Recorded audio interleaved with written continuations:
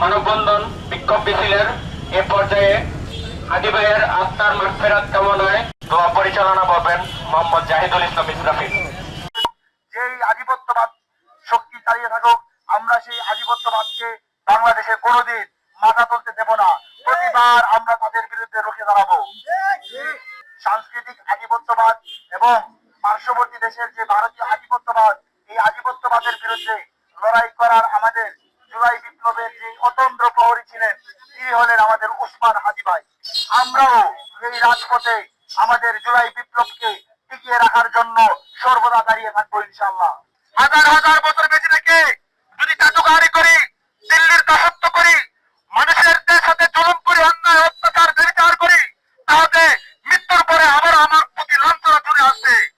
বিভিন্ন রাজনৈতিক ব্যক্তিবর্গ আমরা এটা স্পষ্টভাবেই বুঝতে পারি, কোন একটি বিশাল চক্র এককভাবে তাকে হত্যা করে নাই। একাধিক বিশাল চক্র দিল্লিপন্থী থেকে শুরু করে বাংলাদেশে অবস্থান করা বিভিন্ন অঙ্গ সংগঠন বিশাল পরিকল্পনার মাধ্যমে তাকে হত্যা করেছে। যদি তার সুষ্ঠু বিচার না হয়, এই বাংলাদেশে আর অন্য কোন ধরনের বড় বড় নির্বাচন হোক বা রাজনীতির কোনো চাহিদা বাংলাদেশে পূরণ করা হবে না।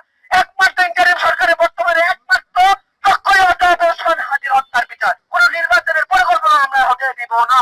স্পষ্টভাবে বলতে দিতে চাই, যদি ওসমান হাদির হত্যার বিচার না হয়, ইন্টারিম সরকার না আপনি এই চেয়ার থেকে নামতে পারবেন না উঠতে পারবেন। শুধু একটাই কাজ, হাসিবার হত্যার বিচার।